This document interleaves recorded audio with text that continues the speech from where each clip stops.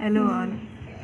अभी तक आपने 9th में पढ़ा था एक समान चाल से गतिमान जो वेग समय ग्राफ होता है उसको मतलब मैंने ग्राफ पे दर्शा के ये बताया था कि कैसे कैसे होता है। अब देखते हैं कि एक समान त्वरित गति से अगर कोई वस्तु गतिमान है तब उसका वेग समय ग्राफ क्या होगा।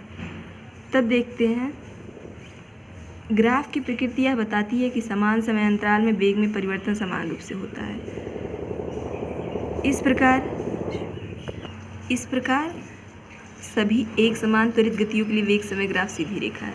कहने का मतलब क्या है, अगर समान समय अंतराल है तो वेग में परिवर्तन एक समान रूप से होता है। जैसे मान लो कि अगर 5 मिनट में 40 मीटर चला तो अगले 5 मिनट में वो फिर 40 चलेगा। फिर अगर इसका मतलब क्या हुआ, इसका मतलब ये हुआ कि अगर कोई वस्तु, मैं क्या बता रही थी कि अगर मान लो 5 मिनट है, 5 मिनट में कोई 40 मीटर चल रहा है, फिर अगले 5 मिनट में 40 चल रहा है, फिर अगले 5 में 40 मीटर चल रहा है, तो इसका मतलब क्या, तो इसका मतलब हुआ कि कोई वस्तु एक समान दर से बढ़ रही है और समान समय अंतराल में बढ़ रही है। आखिर 5-5 मिनट में 40-40 सब लोग तो बढ़ रहे हैं। तो कहने का मतलब वही है कि अगर समान समय अंतराल है तो वेग में परिवर्तन समान होगा। इस प्रकार सभी एक समान त्वरित गतियों के लिए वेग समय ग्राफ सीधी रेखा है। आपको ऐसे लिख के नोट्स बना के क्यों समझाया जा रहा है, वैसे भी बोला जा सकता था, लेकिन ऐसे रहेगा तो आपके पास नोट्स रहेगा, आप उसको देख भी पाएंगे, मेरी आवाज़ को सुन भी पाएंगे, तो अच्छे से उसको समझ पाएंगे। एक आध बार उसको पढ़ा भी जा सकता है, साथ में आपका नोट्स भी तैयार होता चलेगा। तो इसको लिखते चलिएगा, समझते चलिएगा, फिर कहीं नहीं समझ में आएगा फिर पॉज करके फिर वहीं से देख लीजिएगा, आराम से समझ में आएगा। इसका ज़्यादा यूज नहीं है। आगे जब गति का समीकरण, हाँ, तो इस प्रकार क्या देख रहे हैं कि एक समान अगर त्वरित गति है तो उसके लिए वेग समय ग्राफ क्या होता है, एक सीधी रेखा में होता है, जैसा कि इस ग्राफ में बना हुआ है। सीधी रेखा में मतलब समान समय अंतराल में इतने, जैसे 5 पे 10 चला तो अगले 10 पे 5 का फिर अंतराल हुआ, फिर अगले 10 पे फिर 10 का अंतराल हुआ, फिर अगले 5 पे, फिर यहाँ से जाके ऐसे, मतलब इसमें 10 का अंतराल होगा, इसमें 5 का अंतराल, इसमें 10 का, इसमें 5 का, मतलब एक समान समय अंतराल में एक समान गति कर रही है। तो इसीलिए यहाँ सीधी रेखा का निर्माण हो रहा है। ठीक, अब आगे देखते हैं। वेग समय ग्राफ का क्षेत्रफल दिए गए समय अंतराल में कार द्वारा तय की गई दूरी विस्थापन के परिमाण को बताता है। अगर कोई एक निश्चित दिशा में हो रहा है, दूरी चल रही है, कोई वस्तु गति कर रही है, तो क्या होता है, विस्थापन होता है। तो यहाँ एक निश्चित दिशा में तो गति हो रही है, तो इसको हम, इस दूरी को हम विस्थापन भी कह सकते हैं। तो ग्राफ में दिखाए गए क्षेत्र ABCD द्वारा ये अब देख रहे हैं कि मान लो अगर हम कोई समय अंतराल ले लेते हैं, 10 पे ले लेते हैं तो 20, ये तो यहाँ से मान लो हम 10 पे लेते हैं तो ये 20, फिर अगले 10 में कितना चला, फिर मान लो 20 चलता है। तो दोनों को यहाँ मान लो T1 ले लेते हैं, यहाँ T2 ले लेते हैं, तो प्रारंभिक समय अंतराल में कितना चला और अंतिम कुछ भी ले सकते हैं, उससे कोई दिक्कत नहीं है। मतलब ऐसे ही, और इसके समानांतर हम रेखा खींच देते हैं। फिर अगले वाले में यहाँ से जब यहाँ तक पहुँचा फिर कितना हुआ, तो यहाँ 20 पे कितना चला, लगभग 40 के करीब।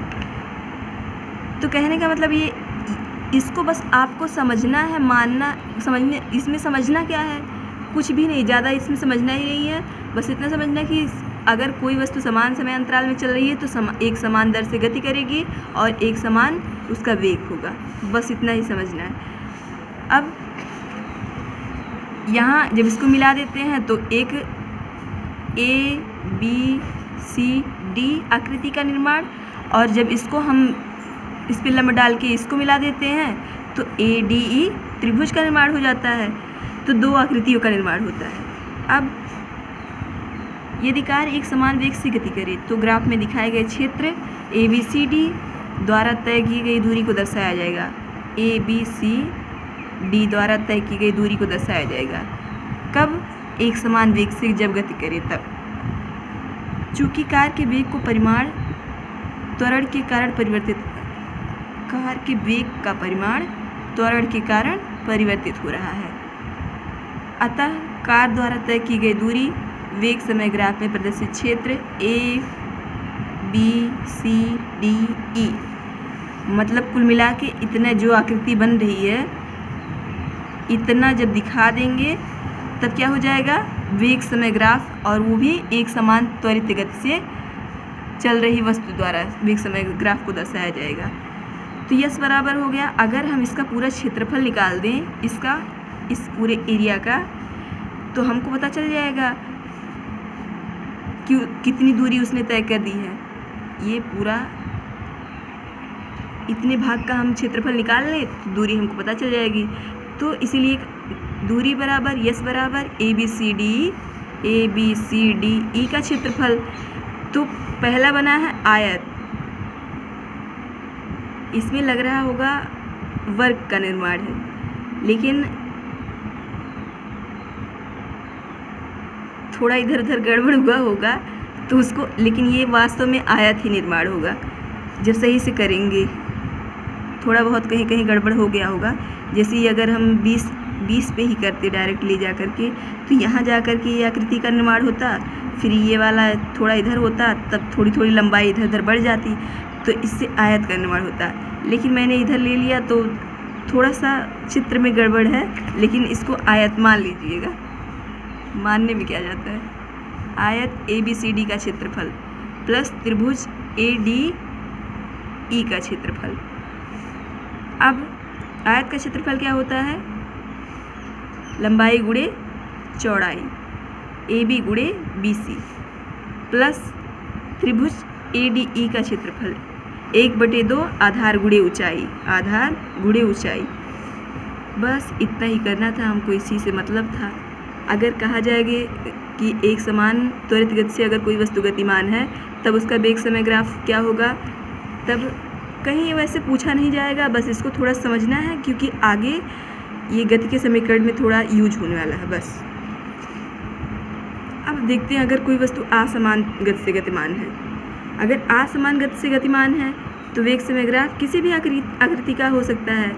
मान लो कि अगर जैसे अगला ग्राफ है,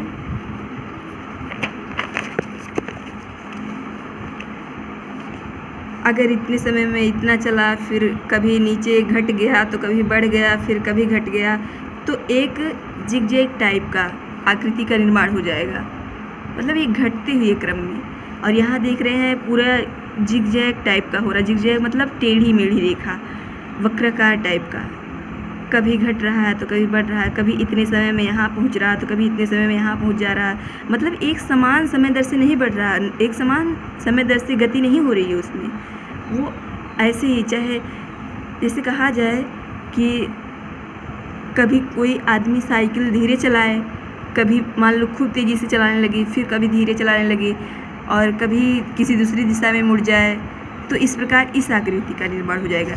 तो वही असमान, अगर त्वरित असमान गति है तब उस समय वेग समय ग्राफ कैसा होगा, इस टाइप में होगा।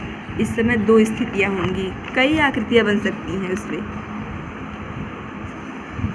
पहला क्या होगा, पहले वाले में अगर वेग समय ग्राफ यह दर्शाता है कि यह एक वस्तु की गति को प्रदर्शित करता है जिसका वेग समय क्या होता है, घट रहा है, वेग बढ़ रहा है समय के साथ, फिर घट रहा है, फिर मतलब इसमें धीरे धीरे गिरावट आ रही है उसकी। मान लो कोई चल रहा है कि पहले चला 5 मिनट में 10 मीटर, फिर अगले 5 मिनट, फिर मान लो 4 मिनट में चला 8 मीटर, फिर अगले 2 मिनट में चला 6 मीटर। मतलब इस तरह से अगर चल रहा है तो मतलब घटती हुई है, पहले 10 चला, फिर 8 चला, फिर 6 चला, फिर मान लो 4 चला, फिर 2 चला, फिर 3 चला। तो इस तरह से क्या हो रहा है, घटती हुई रेखा का निर्माण हो रहा है नीचे की तरफ। और अगर मान लो कभी 10 हो रहा है तो कभी 12 हो जा रहा है, तो कभी 18 हो जा रहा है, तो कभी 20 हो रहा है, फिर 16 हो जा रहा है, फिर 15 हो जा रहा है, फिर 13, फिर 14, फिर 18। तो मतलब इस तरह से कभी कोई धीरे मान लो बाइक चला रहा है तो कभी थोड़ा तेज़ी से कर रहा है, तो कभी और तेज़ी से कर रहा है, तो कभी और धीमे कर रहा है। तो इस तरह से एक समान दर से नहीं चला रहा वो, तो किस प्रकार की आकृति का निर्माण होगा, इस तरह से। किसी भी आकृति का निर्माण हो सकता है। अब ये निश्चित नहीं है कि मतलब इसी तरह से होगा, जैसे चलेगा उस तरह से वो आकृति का निर्माण होता रहेगा। बस वेग समय ग्राफ में और दूरी समय ग्राफ इतना ही समझना था। अब अगले वाले पार्ट में हम समझेंगे कि वेग से संबंधित जो समीकरण है, 3 समीकरण हैं, उसको हम धीरे धीरे करके समझेंगे। अभी इसमें थोड़ा सा ग्राफ में थोड़ा लगा होगा कि फालतू का दे दिया है, लेकिन जब हम अगले वाले में जब समझेंगे तो उसमें जो इम्पॉर्टेंट पॉइंट्स दिए गए थे वही उसका थोड़ा बहुत वहाँ यूज ज़रूर होगा। तो बस आज के लिए इतना ही रखते हैं और साथ में पढ़ते रहिए, रेस्ट मत करने लगिए, पढ़ाई करिए अच्छे से और जो पढ़ाया जाए उसको भी पढ़ते रहिए। आज के लिए इतना ही, थैंक यू।